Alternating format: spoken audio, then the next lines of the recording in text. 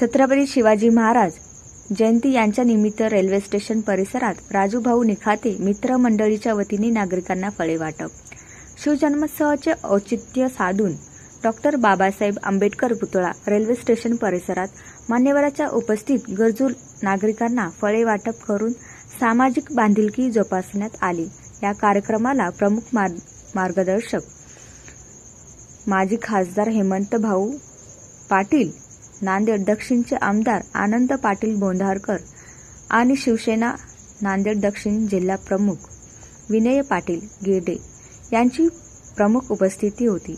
या कार्यक्रमाचे आयोजक शिवसेना जिल्हा प्रमुख राजूभाऊ राख निखाते यांनी आयोजन केले होते. यावेळी शिवरायांच्या प्रतिमेला पुष्प अर्पण करून अभिवादन करण्यात आले.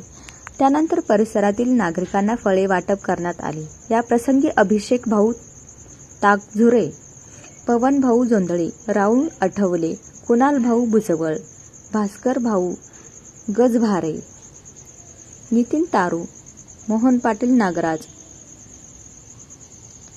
गजभारे विकास, लोहबंदे सतीश भोकरे, विश्वनाथ अण्णा मोरे यांच्या शिवसेना पदाधिकारी व कार्यकर्ते आणि मित्र परिवार मोठ्या संख्येने उपस्थित होते.